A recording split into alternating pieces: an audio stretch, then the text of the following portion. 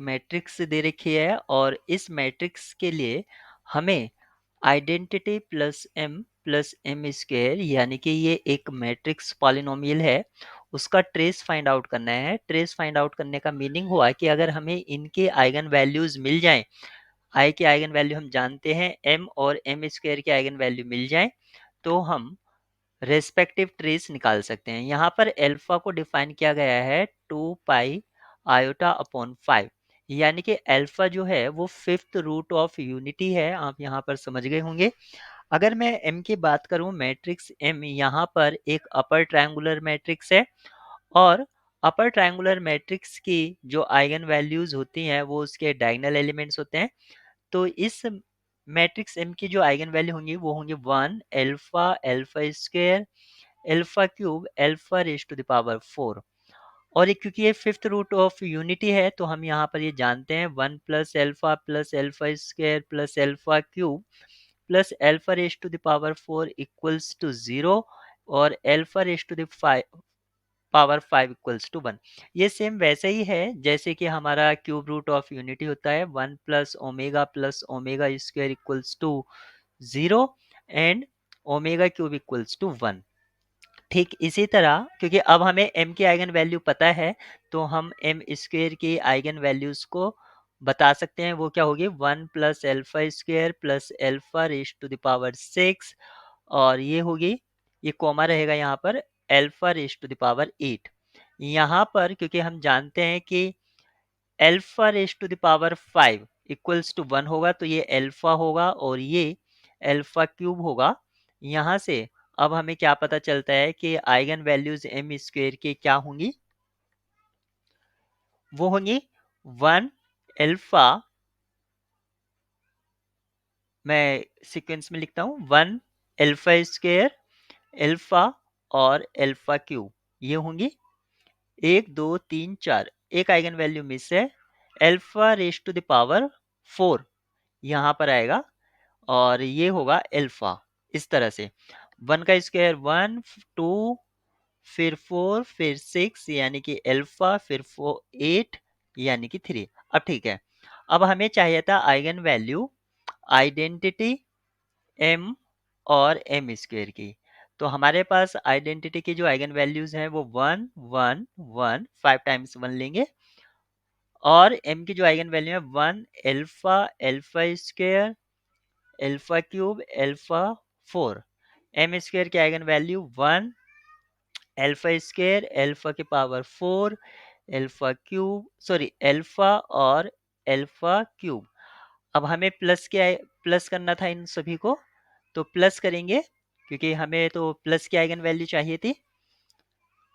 और finally trace भी निकालना है तो डायरेक्ट आप प्लस कर सकते हैं। तो क्या होगा 1 7 प्लस, क्योंकि 1 7 टाइम्स आएगा, 7 plus 2 times alpha plus 2 times alpha square plus 2 times cube plus 2 times alpha raise to the power 4। इसको मैं रीराइट कर सकता हूँ 5 प्लस 2 आउटसाइड, 1 प्लस 7 को मैंने 5 प्लस 2 कर दिया और 1 जो है वो इनसाइड ब्रैकेट ले लिया ताकि एक रिलेशन यहाँ पर होल्ड कर जाए। 1 plus alpha cube plus alpha square alpha cube plus alpha की पावर 4 इक्वल्स टू, यहाँ पर ये क्या आएगा, यहाँ पर आएगा 5 प्लस 2 इंटू ये 0 हो जाएगा इक्वल्स टू 5। इस तरह से हमने इसके आइगन वैल्यू निकाल कर जब हमने ट्रेस फाइंड आउट करा वो आपका 5 आता है। ऑप्शन डी आपका करेक्ट होगा। ट्रांसफॉर्मेशन टी डिफाइन है जो F2 से F2 पर डिफाइन है। यहाँ पर कोई भी स्पेसिफिक वेक्टर स्पेस या फील्ड नहीं दे रखा है जिस पर हम इसका मैट्रिक्स रिप्रेजेंटेशन निकाल पाए। यहाँ पर टी अपने इनपुट को सेंड करता है इस तरह से x1 x1 plus x2 x2, इस तरह से अपनी डोमेन पॉइंट को जो इनपुट है उसको सेंड करता है। तो हमें बताना है कि नलिटी ऑफ टी क्या होगी। तो अगर हमें रैंक पता चल जाए तो हम इजीली नलिटी के बारे में बता सकते हैं यूजिंग रैंक नलिटी थ्योरम। यहाँ पर रैंक प्लस नलिटी का जो सम होगा वो 2 होगा क्योंकि 2 क्या है, dimension of domain vector space. यहाँ पर रैंक निकालने के लिए अगर वैसे तो कोई फील्ड नहीं है यहाँ पर, लेकिन अगर आप फील्ड R मान लें, तो यहाँ पर जो वेक्टर स्पेस होगा उसको R2 से R3 पर अगर डिफाइन करते हैं, क्योंकि यहाँ पर एमसीक्यू बेस्ड प्रॉब्लम है तो ऑप्शन से डिस्कार्ड कर सकते हैं, जो रैंक इसके लिए होगी वही रैंक उसके लिए भी होगी। तो यहाँ पर अगर मैं मैट्रिक्स रिप्रेजेंटेशन निकालता हूँ उसका साइज होगा 3/2 और आप वहां से देख सकते हैं। ये एक अनदर अप्रोच है, लेकिन अगर आपको यहाँ पर इसकी रैंक चाहिए तो आप ऐसे ही निकाल सकते हैं बिना मैट्रिक्स रिप्रेजेंटेशन के हेल्प से x1 x1 plus x2 x2। यहाँ पर आपको ये देखना होता है कि हम इमेज में, क्योंकि रैंक क्या होती है, dimension of image of T, तो यहाँ पर जो इमेज एलिमेंट है उस पे हम कितनी एंट्रीज पर इंडिपेंडेंट है। अगर हमें x1 x2 का वैल्यू मिल जाए तो हम ये मिड वाला ऑटोमेटिक हमें नॉन हो जाएगा, यानी कि एक तरह से हम दो पोजीशन पर इंडिपेंडेंट हैं, इसलिए रैंक ऑफ टी जो है वो 2 हो जाएगी। और रैंक नलिटी थ्योरम से रैंक प्लस नलिटी का जो सम था वो 2 था, यहाँ से नलिटी आपकी 0 हो जाएगी। ऑप्शन आपका ए करेक्ट होगा। यहाँ पर एक मैट्रिक्स एम दे रखी है और आपसे पूछा गया है कि कौन कौन से स्टेटमेंट यहाँ पर करेक्ट होंगी। तो आप यहाँ पर इजीली चेक कर सकते हैं कि एम एक हर्मिशियन मैट्रिक्स है और हर्मिशियन मैट्रिक्स की जो आइगन वैल्यूज होती हैं वो रियल होती हैं। यहाँ पर स्टेटमेंट आर आपकी करेक्ट होगी, तो जहां जहां पर स्टेटमेंट आर को फॉल्स बताया गया है वो बात आपकी गलत है। स्टेटमेंट आर आपका ऑप्शन बी में है, आप इसको डायरेक्ट यहाँ पर टिक कर सकते हैं, लेकिन इस प्रॉब्लम को थोड़ी और तरह से जनरलाइज करते हैं। यहाँ पर आप देखिए, ये मैट्रिक्स एम एक हर्मिशियन मैट्रिक्स है और किसी हर्मिशियन मैट्रिक्स को अगर आयोटा से मल्टीप्लाई कर देते हैं तो वो ट्रांसफॉर्म हो जाती है स्क्यू हर्मिशियन मैट्रिक्स में। स्क्यू हर्मिशियन मैट्रिक्स में वो ट्रांसफॉर्म हो जाती है, यानी कि ट्रांस हो जाती है, और स्क्यू हर्मिशियन मैट्रिक्स की जो आइगन वैल्यू होती है क्या तो जीरो होती हैं या प्योरली इमेजिनरी, या इनका कॉम्बिनेशन। जीरो और प्योरली इमेजिनरी नंबर्स होती हैं। इमेजिनरी नंबर्स यानी कि प्लस आयोटा और माइनस आयोटा उसमें इन्वॉल्व होगा। Eigen values of M R real, ये स्टेटमेंट एस आपकी क्यों फॉल्स है, क्योंकि उसकी eigen value purely purely I M क्या होगा, स्क्यू हर्मिशियन होगा, और स्क्यू हर्मिशियन होने की वजह से इसकी आइगन वैल्यू प्योरली इमेजिनरी भी हो सकती हैं, इसलिए ये स्टेटमेंट आपके फॉल्स हो जाते हैं। एम एक हर्मिशियन मैट्रिक्स है तो आई एम एक स्क्यू हर्मिशियन होगा, ये स्टेटमेंट आपकी ट्रू है। ऑप्शन फर्स्ट में कहा गया है कि एम एक स्क्यू हर्मिशियन है, ये बात गलत है क्योंकि एम आपकी हर्मिशियन मैट्रिक्स है। यहाँ पर ऑप्शन बी करेक्ट है। एक लीनियर ट्रांसफॉर्मेशन गिवन है जो P3 से P3 पर डिफाइन है, यानी कि पॉलिनोमियल जिनकी डिग्री एटमोस्ट 3 होगी, यानी कि मैक्सिमम 3 जा सकती है। यहाँ पर हमें बीटा और गामा स्टैंडर्ड ऑर्डर्ड बेसिस दे रखे हैं, वो P3 के लिए है, एक डोमेन और कोडोमेन के लिए सेमी बेसिस है, आप समझ सकते हैं। तो आपसे पूछा गया है कि अगर स्टैंडर्ड ऑर्डर बेसिस के रेस्पेक्ट में अगर मैं मैट्रिक्स फॉर्म करता हूं लीनियर ट्रांसफॉर्मेशन के लिए, जिसको मैं एम कॉल करूंगा, तो आपको एम प्लस एम ट्रांसपोज इसका मैट्रिक्स सम बताना है। तो यहाँ पर सबसे पहले मैं एम निकालूंगा और फिर उसका ट्रांसपोज कर दूंगा और फिर दोनों को ऐड कर दूंगा।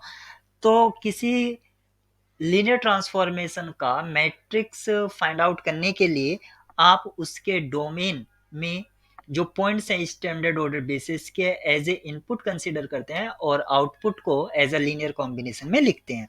तो सबसे पहले मैं T1 जो कि फर्स्ट एलिमेंट है ऑर्डर्ड बेसिस का, वो अगर लिखता हूं तो 0, और उसको मैं लिख सकता हूँ 0 times 1 plus 0 times x plus 0 times x square plus 0 times x cube.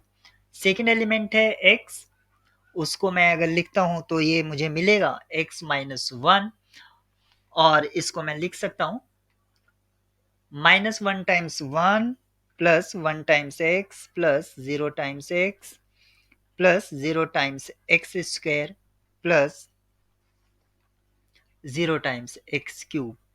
अगर मैं लिखता हूँ टी एक्स स्क्वायर, ये आएगा एक्स स्क्वायर माइनस 1, और इसको मैं लिख सकता हूँ minus 1 times 1 plus 0 times x plus 1 times x square plus 0 times x cube. और लास्ट एलिमेंट जो एक्स क्यूब है, अगर मैं उसको लिखता हूँ, उसका इमेज हमें मिलेगा एक्स क्यूब माइनस 1, जो लिखा जा सकता है minus 1 times 1 plus 0 times x plus 0 times x square plus 1 times x cube. अगर अब मैं यहाँ से मैट्रिक्स फॉर्म करता हूँ तो मुझे मैट्रिक्स क्या मिलेगा, कॉलम वाइज 0 0 0 0, नेक्स्ट कॉलम होगा minus 1 1 0 0, next column minus 1 0 1 0, minus 1 0 0 1। ये मैट्रिक्स M हो गया है जिसको मैंने कॉल किया। अब मुझे इसका ट्रांसपोज निकालना होगा। तो ट्रांसपोज क्या होगा, रो को कॉलम से चेंज कर देंगे। ये होगा 0 माइनस 1 माइनस 1 माइनस 1, 0 1 0 0 0 0 1 0 और 0 0 0 1। अब दोनों को सम करेंगे करस्पॉन्डिंग एंट्री के साथ, तो ये हमें इम्प्लाई करेगा M प्लस M ट्रांसपोज, जो कि इक्विवेलेंट होगा 0 minus 1 minus 1 minus 1 minus 1 2 0 0 minus 1 0 2 0, और लास्ट कॉलम होगा माइनस 1 0 0 2। तो आप मैच कर सकते हैं ये किस मैट्रिक्स से मिल रहा है। डायगोनल एंट्रीज हैं 0 2 और 2, बाकी फर्स्ट रो और फर्स्ट कॉलम की जो एंट्री है वो माइनस 1 है, बाकी सारी एंट्री 0 है। इस तरह की जो मैट्रिक्स है वो आप देख सकते हैं ऑप्शन ए में है, जो डायगोनल में 0 और 2 बना रहा है, और फर्स्ट रो फर्स्ट कॉलम की entry minus 1, other entry 0। Option A will be correct.